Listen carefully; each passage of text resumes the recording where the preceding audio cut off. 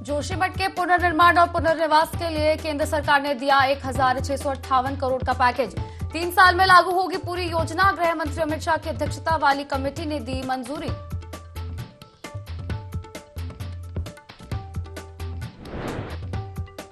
गढ़वाल विश्वविद्यालय श्रीनगर का स्थापना दिवस आज स्वर्ण जयंती के कार्यक्रम में वर्चुअली शामिल होंगे सीएम धामी। दोपहर के बाद सचिवालय में शासकीय कार्य निपटाएंगे मुख्यमंत्री।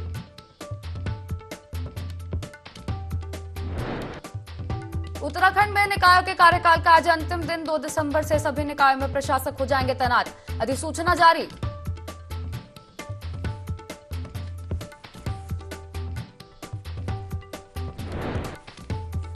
पहाड़ से मैदान तक बदला मौसम। मसूरी में बारिश के बाद छाया कोहरा। नीति घाटी में हुई बर्फबारी।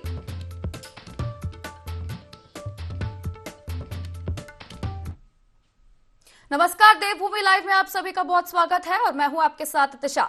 अब हेडलाइंस के बाद सीधे खबरों का रुख करेंगे। बड़ी खबर आपको देहरादून से बता रहे हैं, जहां जोशीमठ के लिए केंद्र सरकार ने 1,658 करोड़ रुपए मंजूर कर लिए हैं। आपको बता दें, जोशीमठ में दोबारा निर्माण कार्यों के लिए बजट को अब मंजूरी मिल गई है। इसी के साथ केंद्रीय गृह मंत्री अमित शाह की अध्यक्षता में समिति ने इस बजट को मंजूरी दी है। इस साल की शुरुआत में जोशीमठ में भूधसाव हुआ था, जिसकी वजह से इस बजट को मंजूरी मिली है। अब दोबारा से जोशीमठ नगर में विकास कार्य किया जाएगा, पुनर्निर्माण किया जाएगा। जोशीमठ में 3 साल के भीतर दोबारा से निर्माण कार्य किए जाएंगे। आपको बता दें, मुख्यमंत्री पुष्कर सिंह धामी ने अमित शाह का इसको लेकर आभार जताया है।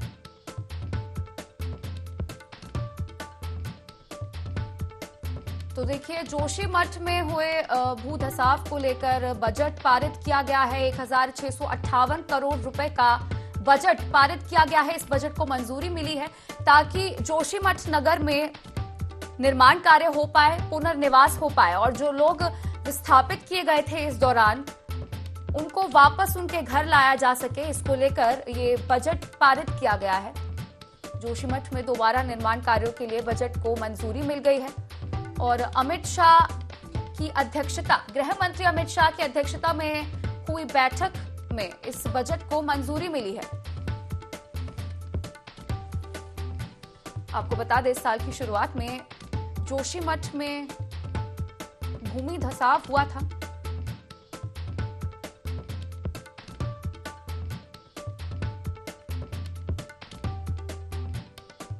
जोशीमठ के लिए केंद्र सरकार ने 1,658 करोड़ रुपए के बजट को मंजूरी दे दी है। इस खबर पर अधिक जानकारी साझा करने के लिए हमारे साथ संवाददाता विनय सूद सीधा लाइव जुड़ चुके हैं। विनय, साल की शुरुआत में भूधसाव की खबर जोशीमठ नगर में सामने आई थी और इस खबर ने पूरे देश भर में तहलका मचा दिया था। कई लोगों को इसी के चलते विस्थापित भी किया गया था और इसी के चलते अब 1,658 करोड़ रुपए का बजट पारित कर दिया गया है दोबारा निर्माण कार्यों के लिए। बड़ी सौगात जी। जी बिल्कुल, देखिए आपको बता दें कि जिस तरह से यहाँ पर जोशीमठ की बात की जाए तो जोशीमठ में जिस तरह से भूधसाव हुआ था वो काफी बड़ा जो मामला है इतना उत्तराखंड का इस दौरान रहा था, क्योंकि जिस तरह से लोगों के जो घर हैं उनमें काफी दरारें जो हैं इस दौरान यहाँ पर देखने को मिली थी। इसको लेकर जो है उत्तराखंड सरकार ने लगातार जो है इसका संज्ञान भी लिया, वहीं केंद्र से भी लगातार इसकी मॉनिटरिंग की गई, जिसके बाद अब यहाँ पर केंद्र की अगर बात की जाए, केंद्रीय गृह मंत्री अमित शाह ने 1,658 करोड़ का जो पैकेज है इस दौरान यहाँ पर देने की जो मंजूरी है वो यहाँ पर दे दी है और जल्दी ही जो है यहाँ पर कार्य अब निर्माण कार्य पुनः निर्माण कार्य का जो कार्य है यहाँ पर शुरू किया जाएगा। ऐसे में देखा जा सकता है, आपको ये भी बता दें कि जिस तरह से यहाँ पर 66 परिवारों ने उस दौरान यहाँ पर जो है जोशीमठ को जो यहाँ पर जोशीमठ की अगर बात की जाए तो जोशीमठ में जो 3,000 से ज्यादा जो लोग थे वो इससे प्रभावित हुए थे और 66 परिवारों ने जो है वहां से शहर ही छोड़ दिया था। तो ऐसे में देखा जा सकता है कि काफी जो है यहाँ पर राहत की खबर है कि जिस तरह से केंद्र खुद इन सब चीजों को यहाँ पर मॉनिटर कर रहा है और भूधसाव की जो स्थिति वहां पर बनी हुई थी उससे दोबारा से जो है यहाँ पर राहत पाने के लिए जोशीमठ के लिए 1,658 करोड़ का जो पैकेज है इस दौरान यहाँ पर मंजूरी के तौर पर जो है यहाँ पर केंद्रीय गृह मंत्री ने जो है यहाँ पर दिया है। जी जी, अगर धार्मिक स्थलों की बात करें तो जो धार्मिक स्थल है वो जोशीमठ से ही होकर गुजरते हैं, और ये जो दरारें आई थी भू धसाव के चलते धार्मिक स्थलों पर भी कहीं ना कहीं देखा जाए तो संकट छा गया था, संकट के बादल छा गए थे। तो क्या लगता है लोगों को धार्मिक स्थलों तक जाने के लिए क्या कुछ परेशानियों का इस दौरान सामना करना पड़ा था? जी बिल्कुल, देखिए यहाँ पर अगर बात की जाए तीर्थ नगरी की, तो जिस तरीके से यहाँ पर हेमकुंड जाने के लिए भी जो है तीर्थयात्री उस दौरान पहुंच रहे थे, और इसके अलावा अगर यहाँ पर बात की जाए बद्रीनाथ की, तो ये दोनों का ही जो है यहाँ पर रेट मतलब जो यहाँ पर सेम रूट जो पड़ता है, ऐसे में देखा जा सकता है कि काफी दिक्कतों का सामना जो है इस दौरान वहां पर यात्रियों को भी हुआ था। लेकिन यात्रा जो है वो रोकी नहीं गई थी, क्योंकि यात्रा करने का जो यहाँ पर जिस तरीके से जो श्रद्धालु यहाँ पर पहुंच रहे थे, तो उन्होंने यात्राएं की हैं, और कुछ खासा असर जो है इस दौरान यात्रा में भी जो है उस समय देखने को नहीं मिला था। तो ऐसे में देखा जा सकता है कि किस तरीके से जो है केंद्र ने सभी चीजों को मॉनिटर करने के साथ साथ जो है यहाँ पर उत्तराखंड सरकार की भी अगर बात करें, उत्तराखंड सरकार ने लगातार प्रयास किया है कि जो भी श्रद्धालु इस दौरान यहाँ पर पहुंचे थे जोशीमठ के पहुंचने के लिए, जो है कि जोशीमठ भी जो है इस समय बीच में पड़ता है, तो ऐसे में यात्रा को भी जो है कोई ऐसा खासा असर यहाँ पर देखने को नहीं मिला था। लेकिन तमाम प्रयास जो है शुरू से ही यहाँ पर केंद्र सरकार के रहे हैं, उत्तराखंड सरकार के रहे हैं, कि जो उत्तराखंड है, उत्तराखंड को किस तरीके से विकसित किया जाए, चारधाम यात्रा में भी जो है किसी तरीके की कोई दिक्कत इस दौरान ना आए। जोशीमठ में जिस तरह से भू धसाव हुआ था, उसको लेकर भी जो है यहाँ पर केंद्र सरकार जो है लगातार इन सब चीजों को लेकर यहाँ पर कार्य करती हुई नजर आई थी, और स्वयं जो प्रधानमंत्री नरेंद्र मोदी हैं, उनके नेतृत्व में जो है सारी जानकारियां यहाँ पर दी जा रही थी, जिसके बाद केंद्रीय गृह मंत्री अमित शाह ने अब 1658 करोड़ का जो पैकेज है वो पुनः निर्माण के लिए यहाँ पर दिया गया है, और यहाँ पर जल्द ही जो है लगभग 3 साल के भीतर यहाँ पे जो कार्य है वो शुरू हो जाएगा। जी बिल्कुल, जोशीमठ में लगातार जो है भूकंप की खबरें भी सामने आती रहती हैं कि लगातार वहां पर भूकंप आते रहते हैं। तो ये जो दरारें घरों में आई हैं, ये जो भू धसाव हो रहा है, तो क्या कुछ कारण बताए जा रहे हैं इसके पीछे? क्या भूकंप एक अहम कारण है इन सब घटनाओं के पीछे? जी बिल्कुल, देखिए यहाँ पे भूकंप की अगर बात की जाए, तो भूकंप के कारण जो है ये दरारें यहाँ पर नहीं आई है, क्योंकि जिस तरह से यहाँ पर वैज्ञानिक भी पहुंचे थे, उन्होंने कोई ऐसा खास कारण जो है यहाँ पर भूकंप नहीं बताया है। लेकिन जिस तरह से ये दरारें यहाँ पर जोशीमठ में आई थी, तो ऐसे में देखा जा सकता है पूरी तरीके से यहाँ पर काफी जो लोग थे वो भी इस आपदा के दौरान यहाँ पर प्रभावित भी हुए थे। 66 परिवारों ने जो है इस दौरान अपने वहां से घर छोड़ दिए थे। इसी के साथ 651 जो है यहाँ पर जो घर थे जी उनमें भी काफी दरारें इस दौरान यहाँ पर देखी गई, जिसमें कि अगर लोग वहां पर रहते तो वही अपनी जान जोखिम में डालने जैसा था। तो ऐसे में देखा जा सकता है कि अब जो है इसके लिए 1658 करोड़ का जो ये यहाँ पर पैकेज को मंजूरी मिली है। इससे जल्द ही फिर दोबारा से जो जोशीमठ है, जोशीमठ का पुनः निर्माण हो सकेगा, और जल्द ही जो है इस पर कार्य शुरू हो जाएगा। जी बिल्कुल, तो कुल मिलाकर कहा जा सकता है कि जोशीमठ नगर के लिए बड़ी सौगात है, बड़ा तोहफा है, बजट पारित कर दिया गया है पुनर्निर्माण के लिए। शुक्रिया आपका हमारे साथ जुड़ने के लिए और तमाम जानकारी साझा करने के लिए। तो देखिए, जोशीमठ के लिए केंद्र सरकार ने बजट पारित कर दिया है। जोशीमठ में दोबारा निर्माण कार्यों के लिए बजट को मंजूर कर दिया गया है।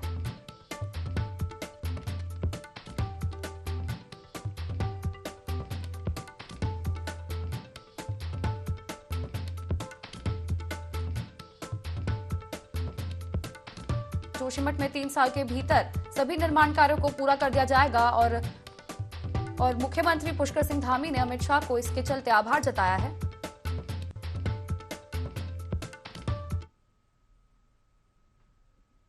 उत्तराखंड के डीजीपी अशोक कुमार सेवानिवृत्त हो गए। उनके कार्यकाल पर कांग्रेस पार्टी का कहना है कि अशोक कुमार अच्छे हृदय के व्यक्ति रहे, साहित्य के क्षेत्र में भी उनकी अच्छी रुचि रही है। इसके अलावा उन्होंने अपने कार्यकाल में पुलिस विभाग में कई सुधार भी किए, लेकिन उसके बाद अशोक कुमार राजनीतिक प्रभाव में नजर आए। शिशुपाल बिष्ट ने कहा कि अशोक कुमार के पुलिस महानिदेशक रहते हुए अंकिता भंडारी हत्याकांड में वीआईपी का आज तक पता नहीं चला, साथ ही कई अपराधों पर भी अंकुश लगाने में नाकाम रहे। हालांकि उनका यह प्रयास सराहनीय रहा कि महानिदेशक रहते हुए अशोक कुमार पीड़ित का पक्ष सुन लेते थे और उनकी समस्याओं का समाधान करने का प्रयास भी करते थे। डीजीपी अशोक कुमार जो है बहुत ही अच्छे हृदय के व्यक्ति रहे। पहले उन्होंने पुलिस में काफ़ी सुधार के काम भी किए, लेकिन बाद में वो राजनीतिक प्रभाव में नजर आए और राज्य में कानून व्यवस्था उनके उसमें दौर में बहुत ख़राब हालात में भी गई। बेटी अंकिता भंडारी प्रकरण में जो है आज तक वीआईपी के नाम का पता नहीं लगा। पेपर लीक प्रकरण में हाकिम कौन है आज तक पता नहीं लगा। और बेरोजगार छात्रों पर लाठी चार्ज के बाद जो है पुलिस की छवि बहुत ज़्यादा खराब हुई। और राजधानी में ही आप देखिए कि आए दिन जिस तरीके से हत्या, अपहरण, बलात्कार और डकैती की घटनाएं ताबड़तोड़ तरीके से हुई, तो उसमें वो लगाम लगाने में जो है नाकाम भी साबित हुए। लेकिन कुल मिलाकर के जो है अशोक कुमार जी एक अच्छे व्यक्ति थे और निश्चित तौर पर उनका प्रयास रहता था कि पीड़ित का जो है पक्ष सुना जाए। हम उनके उज्जवल भविष्य की कामना करेंगे। देहरादून पुलिस लाइन में डीजीपी अशोक कुमार के रिटायर होने पर विदाई समारोह का आयोजन किया गया। अब इस दौरान उत्तराखंड पुलिस के तमाम आला अधिकारी भी कार्यक्रम में मौजूद रहे। वहीं अभिनव कुमार अब नए डीजीपी का पदभार संभालेंगे। इस दौरान अभिनव कुमार ने अपनी प्राथमिकताएं भी बताई, जिसमें उन्होंने कहा कि पुलिस कर्मियों के लिए हाउसिंग योजना को धरातल पर उतारना उनकी प्राथमिकता रहेगी। साथ ही साथ पुलिस कर्मियों के बच्चों को अच्छी शिक्षा मिल सके, इसके लिए भी वह प्रयासरत रहेंगे। साथ ही प्रदेश में बढ़ते ड्रग्स के चलन, बिगड़ती कानून व्यवस्था और ट्रैफिक पर उनका विशेष फोकस रहेगा। वेलफेयर के कई आयाम हैं, हाउसिंग एक बहुत बड़ा आयाम है। हमारे पुलिस कर्मियों के बच्चों की अच्छी शिक्षा, उनका स्वास्थ्य, ये सब मेरे लिए प्राथमिकताएं रहेंगी। और सबसे पहली हमारी जैसे जिसका हमारे माननीय गृह मंत्री जी ने भी कहा है कि हमें पुलिस कर्मियों के लिए जो हाउसिंग सेटिस्फैक्शन लेवल है उसको बढ़ाना है। और उस दिशा में अभी कुछ दिन पहले माननीय मुख्यमंत्री जी ने शहीद दिवस पे 100 करोड़ रुपए की घोषणा भी की थी, तो उसको भी हम जमीन पे लाएंगे, सार्थक करेंगे। उत्तराखंड के डीजीपी अशोक कुमार सेवानिवृत्त हो गए हैं। अशोक कुमार ने हरिद्वार में 2 बार एसएसपी के पद पर रहते हुए क्राइम को रोकने में महत्वपूर्ण भूमिका निभाई। इसी के साथ कई सामाजिक संस्थाओं को साथ लेकर पुलिस की छवि को बेहतर करने का कार्य भी उन्होंने किया। अशोक कुमार के कुशल व्यवहार के कारण हरिद्वार के लोग उन्हें काफी पसंद करते हैं। हरिद्वार में अशोक कुमार के सम्मान में कई सामाजिक संस्थाओं ने सम्मान कार्यक्रम किए। कार्यक्रम में अशोक कुमार ने भावुक होकर कहा कि हरिद्वार से मेरी काफी यादें जुड़ी हुई हैं। 2 बार हरिद्वार एसएसपी रहने के साथ आईजी गढ़वाल भी रहा। पुलिस में 34 साल से ज्यादा कार्य करने का मौका मिला। मैंने इस कार्य को जिया है। हरिद्वार वासी आए हैं, विभिन्न वर्गों के लोग आए हैं और बहुत ही अच्छा लगा, क्योंकि हरिद्वार से मेरी बहुत यादें जुड़ी हैं। 2 बार मैं एसएसपी हरिद्वार रहा हूँ, आईजी गढ़वाल भी रहा हूँ। तो जैसे एक हमारे सर्विस के 34.5 साल के बाद कल मेरा आखिरी दिन है, तो लोगों के हरिद्वार के लोगों के बीच आकर के अच्छा लगा। लोगों ने सम्मान दिया और जैसा मैंने कहा कि हमेशा मैं सख्त और संवेदनशील पुलिस को जिया हूँ कि अपराधियों के प्रति सख्त होनी चाहिए पुलिस, आम आदमी के प्रति मित्रवत होनी चाहिए और विक्टिम के प्रति संवेदनशील होनी चाहिए। ब्लॉक सभागार लोहाघाट में ब्लॉक प्रमुख नेहा ढेक की अध्यक्षता पर आयोजित बीडीसी की बैठक में जिलाधिकारी नवनीत पांडे ने विभागवार विकास कार्यों की समीक्षा की। उन्होंने अधिकारियों को लोगों की समस्या का समाधान करने के निर्देश दिए। बैठक में ग्राम प्रधान संगठन की प्रदेश उपाध्यक्ष सरिता अधिकारी ने लोहाघाट, पंचेश्वर, चमदेवल सड़क में घटिया गुणवत्ता से डामरीकरण का शिकायत रखी। बैठक में सभी विभागों की करीब 55 समस्याएं उठी, जिनके निराकरण के निर्देश दिए गए। विधायक प्रतिनिधि बनने के बाद हमारे यहाँ क्षेत्रीय विकास खंड में बीटीसी बैठक का आयोजन किया गया, तो मुझे वहाँ पर मंच में बैठने का बड़ा सौभाग्य प्राप्त हुआ और इसमें काफ़ी जो है कि समस्याओं का समाधान निकलने की सारी उम्मीद है। जिलाधिकारी महोदय जी ने भी काफ़ी आश्वासन हम लोगों को, सभी लोगों को दिया हुआ है। मैंने सबसे एक मेन मुद्दा अपना चौमेल सड़क मोटर मार्ग का रखा था, जो लोक निर्माण विभाग से था, और उसमें उन्होंने उसकी जो है हॉटमिक्स के लिए डीपीआर तैयार करने के लिए कहा हुआ है। विभाग द्वारा और जिलाधिकारी महोदय द्वारा आश्वासन दिया गया कि इन समस्याओं से जल्द ही निजात। जशपुर में नाबालिग से दुष्कर्म का मामला सामने आया है। जानकारी के अनुसार नाबालिग और आरोपी की बाजार में दुकान लगाने के दौरान दोस्ती हुई थी, जिसके बाद आरोपी का नाबालिग के घर पर आना जाना शुरू हो गया। एक दिन नाबालिग स्कूल से घर वापस लौट रही थी, तभी आरोपी उसे बहला फुसला कर अपने साथ ले गया और दुष्कर्म की वारदात को अंजाम दिया। पुलिस ने पीड़िता के परिजनों की शिकायत पर आरोपी के घर से नाबालिग को बरामद किया, साथ ही आरोपी को गिरफ्तार करके कार्रवाई शुरू कर दी है। पुलिस ने आरोपी पर पॉक्सो एक्ट के तहत मामला दर्ज करके कार्रवाई शुरू की। पीड़िता के पिता और आरोपी दोनों एक साथ मनियारी दुकान लगाया करते थे, तो उनका पूर्व परिचय था। इसके बीच में पीड़िता के साथ आरोपी का परिचय बढ़ा और परसों की घटना में लड़की जब स्कूल के लिए निकली थी, उसी समय आरोपी ने उसे अगवा कर लिया, पहला फुसला कर अपने पास ले गया और अपने गांव में जहाँ खेत पर झोपड़ी बना होता है, वहां पर उसने दुष्कर्म की घटना को अंजाम दिया। इसके बाद फिर पीड़िता को उसने अपने घर में रखा हुआ था। पुलिस की तुरंत त्वरित रूप से कार्रवाई हुई और पीड़िता को आरोपी के घर से बरामद किया गया है। आरोपी भी कुछ देर बाद इधर उधर जो भागता फिर रहा था, उसको भी पुलिस ने अपने गिरफ्त में ले लिया है। अभी विवेचना की कार्रवाई जारी है और अभिरक्षा में न्यायालयीन अभिरक्षा में इसको भेजा जाएगा। चंपावत जिले के चौमेल क्षेत्र में सड़क डामरीकरण की मांग को लेकर लोगों ने पीडब्ल्यूडी के सामने नारेबाजी कर प्रदर्शन किया। वहीं लोगों ने लोकसभा चुनाव के बहिष्कार की चेतावनी भी दी। प्रदर्शन कर रहे लोगों का कहना है कि सड़कों की हालत बदतर हो गई है और 12 साल से सड़क निर्माण कार्य नहीं हुआ है। इससे सड़क दुर्घटनाएं भी बढ़ गई हैं।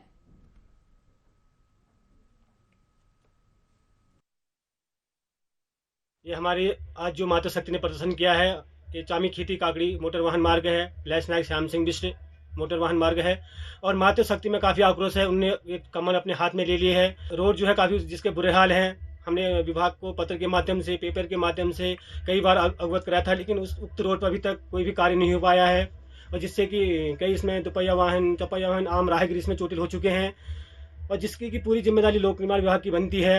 और हमने कई बार विभाग को सूचित किया कि महोदय उक्त रोड को ठीक किया जाए और जो अभी पूरी रोड जो है कि धूल में तब्दील हो जाती है, बरसात में कीचड़ में तब्दील हो जाती है और आने वाले समय में जो भी हमारे चुनाव होंगे उसकी शायद इसमें उसका भी बहिष्कार हो सकता है। पूर्व मुख्यमंत्री हरीश रावत ने ग्लोबल इन्वेस्टर समिट को राजनीतिक समिट बता दिया है। उनके इस बयान पर भाजपा प्रवक्ता सुनीता विद्यार्थी ने पलटवार करते हुए कहा कि मुख्यमंत्री पुष्कर सिंह धामी ने देश विदेश में रोड शो करने के साथ ही उद्योगपतियों के साथ बैठकें कर 2 लाख करोड़ के एमओयू साइन कर चुके हैं। जल्द ही 2.5 लाख करोड़ का लक्ष्य पूरा करने में उत्तराखंड सरकार को सफलता मिलेगी। वहीं कांग्रेस कार्यकाल में आंख बंद कर डिफॉल्टर कंपनियों को बढ़ावा दिया गया था, जिन्हें बंद कर दिया गया है। देश में ग्लोबल इन्वेस्टर समिट जो है वो होने जा रहा है और 8-9 दिसंबर को हमारे देश और विदेशों से सभी डेलीगेट्स रहने वाले हैं। तो बहुत बड़ा ये सम्मेलन है जिसमें हमने बहुत सारे निवेशकों को, माननीय मुख्यमंत्री जी ने लगातार दिन रात मेहनत करके हर जगह जाकर रैलियां की हैं और 8-9 दिसंबर को जिस प्रकार से हमारा जो 2.5 लाख करोड़ का निवेश का लक्ष्य सरकार ने रखा था, उसमें हमने 2 लाख करोड़ के जो है वो करार कर लिए हैं और निश्चित रूप से इनको धरातल पर उतारने के लिए हमारी सरकार प्रतिबद्ध है। तो निश्चित रूप से अभी आप देख रहे हैं कि ग्लोबल समिट में हम जो निवेश करवाने निवेशकों को बुला रहे हैं और जो निवेश हो रहा है, प्रदेश को उसमें आर्थिकी गति मिलेगी और प्रदेश प्रगति करेगा। देहरादून के राजपुर थाना क्षेत्र में हुई चोरी मामले का पुलिस ने खुलासा कर दिया है। मामले में पुलिस ने करीब 10 लाख रुपए की ज्वेलरी के साथ आरोपी को गिरफ्तार किया। आपको बता दें कि 26 नवंबर को पीड़ित आशुतोष ने राजपुर थाने में एक शिकायती पत्र दिया था, जिसमें पीड़ित का कहना था कि वो 26 नवंबर को घर से पत्नी के साथ बाजार गए थे। इसी दौरान उनके घर की खिड़की तोड़ कुछ अज्ञात चोरों ने घर में रखी ज्वेलरी और अन्य सामान पर हाथ साफ कर दिया, जिस पर पुलिस ने सीसीटीवी कैमरों की मदद से आरोपी को गिरफ्तार कर लिया है। वहीं बताया जा रहा है कि आरोपी पीड़ित के घर में पूर्व में ड्राइवर था जो कुछ समय पहले ही काम छोड़कर चला गया था, जिस पर पुलिस ने आरोपी से चोरी किए गए सभी ज्वेलरी बरामद कर ली है।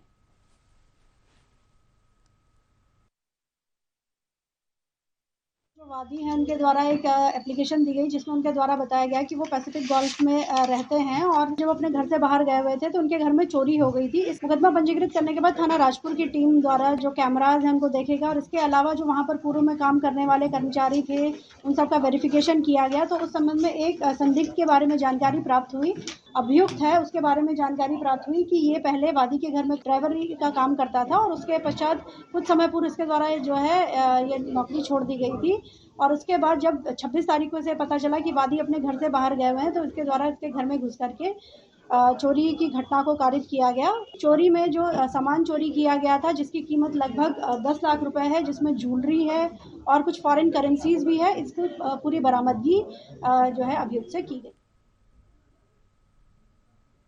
डेलना में राजकीय औद्योगिक प्रशिक्षण संस्थान ने अप्रेंटिस मेले का आयोजन किया, जिसमें अनेक कंपनियों ने प्रतिभाग किया।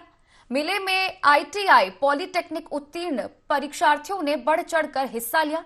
इस दौरान फीटर, मशीनिस्ट, विद्युतकर और वेल्डर आदि व्यवसाय के 118 प्रत्याशियों का नौकरियों के लिए रजिस्ट्रेशन और साक्षात्कार किया गया।